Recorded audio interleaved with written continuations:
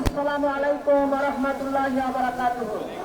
এই পল্টন মোড়ে 2006 সালের 28শে অক্টোবরে যে নৃশংস ঘটনা ঘটেছিল, রোগী বৈকারদের তাণ্ডবের পরে, মানুষ মারা যাওয়ার পরে সেই লাশের উপরে আমরা নৃত্য করতে দেখেছিলাম।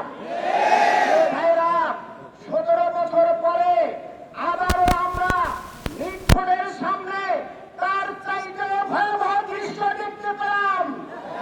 সুস্থ বিবেক বুদ্ধি সম্পন্ন মানুষ 2 সেকেন্ড 3 সেকেন্ডের বেশি ওই ভিডিও দেখার মতো অবস্থা নেই। ভাইয়েরা, মানুষের গায়ে লোম শিউরে যায় কিভাবে একজন মানুষ আরেকজন মানুষকে বর্তমান এই সভ্যতার যুগে পাথর দিয়ে হত্যা করতে পারে। মানুষ মৃত্যুবরণ করার পরেও তার উপরে সেই পাথর সন্ত্রাস চালিয়ে গিয়েছে। এবং বন্ধুগণ, 17 বছরের আওয়ামী লীগের সেই নৃশংস হত্যাকাণ্ড, তাদের যেই সন্ত্রাসী কর্মকাণ্ড, তাদের চাঁদাবাজি, তাদের ধর্ষণ, এই সকল ইতিহাস আবারও আমার 1 বছর যাবৎ দেখতে পাচ্ছি।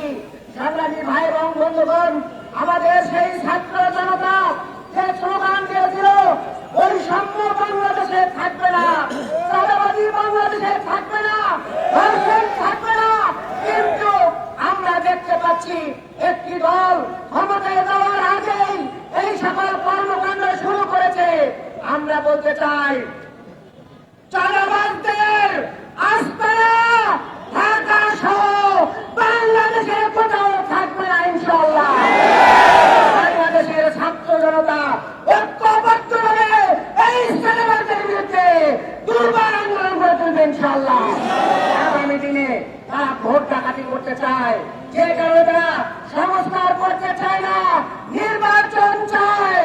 জনগণ এই আশায় ঘুরে বালি করে দিবে ইনশাআল্লাহ। এখন এই সকল সন্ত্রাস এবং চাঁদাবাজের বিরুদ্ধে দুর্বার আন্দোলন সংগ্রাম করে তুলে আগামী 19 তারিখের জনসভা থেকে আমরা একটি মেসেজ বাংলাদেশের মানুষের জন্য দিতে চাই।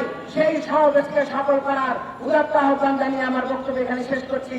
আল্লাহ হাফেজ। বাংলাদেশ জিন্দাবাদ। বাংলাদেশ জামাত ইসলামী জিন্দাবাদ।